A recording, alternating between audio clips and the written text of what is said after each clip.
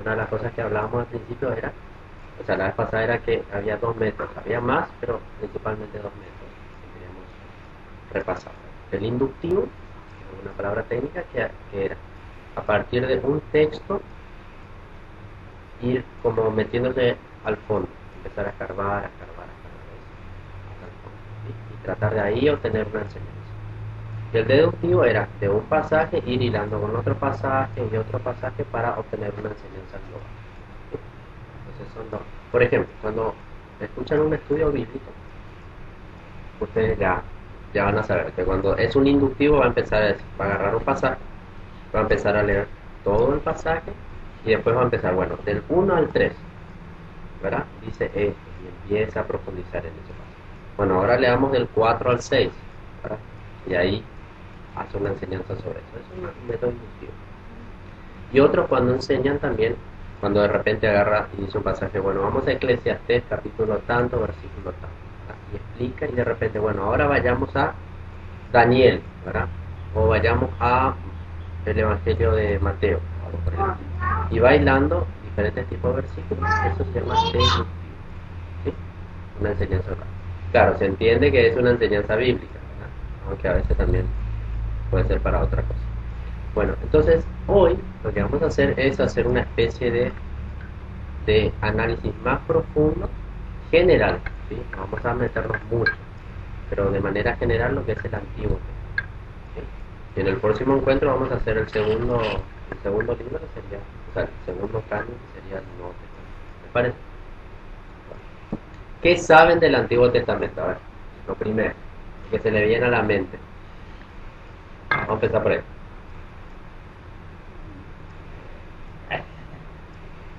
Más bien, Sí, cuando dicen el Antiguo Testamento. y normalmente según la escuela dominical, Ah, ¿verdad? La historia de Moisés, la historia del pueblo de Israel, ¿verdad? Como Dios les dio, vamos a decirle, promesa y fue formando, vamos a decirle, hasta llegar a, vamos a decirle, ser el pueblo elegido, ¿verdad? ya, bien. Después de ahí, vamos a decirle así, y hasta llegar a los últimos capítulos, La última la parte. última parte. Denise, En serio. entonces también tomo. Lo que pasa es que muchas veces nosotros Pero enfatizamos no sé, mucho el pero- Nuevo Testamento, todo el Nuevo Testamento como también diciendo, bueno, el antiguo pacto, el Antiguo Testamento era antes de Jesús, entonces mucho como que no interesa, ¿verdad? Pero es importante, entonces parece ser que muchas veces tenemos una concentración fuerte en el Nuevo Testamento y a veces en algunos libros del Nuevo Testamento. Ahora, ¿por qué es importante? ¿Sí? Porque a muchos me dicen después, pero ¿para qué estudiar el Antiguo Testamento si el Nuevo cuando Jesús le vino a él? Eso es lo importante, es cierto. Ahora, imaginemos una película que tuvo varias series. A ver. El Señor de los Anillos, por ejemplo, ¿verdad? Harry Potter. Harry Potter, ¿hasta cuánto tuvo? Siete. Hasta Hasta el siete. 7. ¿Qué otro? Narnia también está, ¿verdad? Sacó hasta el 3, pero en realidad son más libros, ¿verdad? Toy Story, ¿verdad? Para los niños. Shrek. Shrek también, ¿verdad?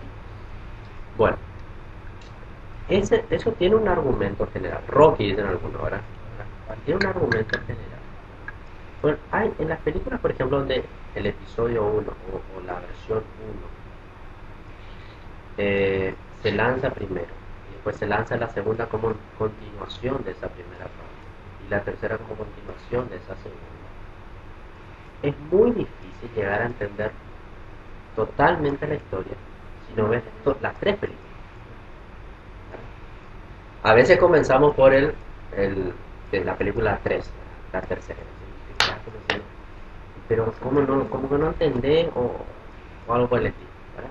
O quizás viste la solución, ¿verdad? A todo el argumento que hubo, ¿verdad?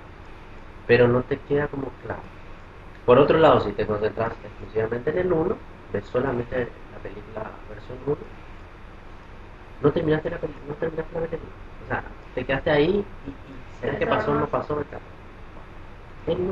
La Biblia, de alguna manera, es eso, entre el Antiguo y el Nuevo Testamento. ¿Sí? Y hacíamos también la aclaración la vez pasada de que de manera general se podría dividir en lo que es la revelación, ¿sí? Y la realización. ¿Sí? O sea, de manera general podemos ver dos grandes divisiones, Antiguo Testamento y Nuevo Testamento. Pero cada testamento, también de manera general, se puede dividir en la revelación y en la realización. ¿Qué me refiero con eso? En la revelación es donde se concentra principalmente el propósito de Dios, o Dios se muestra, Dios revela algo. ¿Sí? En el Antiguo Testamento son los 5 primeros libros, ¿sí? Donde aparece la creación del hombre, el diluvio, una serie de cosas, y termina con el testamento, las leyes, etcétera, etcétera. Dios revela su propósito. Y a partir de ahí en adelante, uno ve cómo se va realizando ese propósito, ¿sí? Paulatina. Lo mismo en el Nuevo Testamento.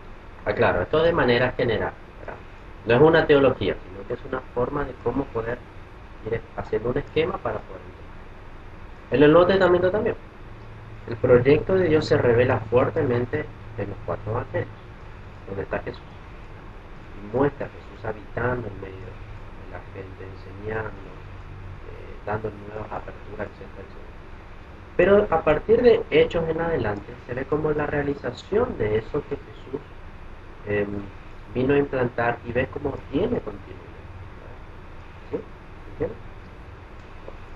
Entonces, por eso es importante cuando nosotros, por ejemplo, miramos la Biblia, tratar de ver la película completa, porque si no muchas cosas no nos quedan claras, o quizás no es que no nos queden claras, quizás podemos entenderla bien, pero nos perdemos gran parte del pastel o de la torta, que tiene una riqueza muy importante para poder tener una mejor comprensión.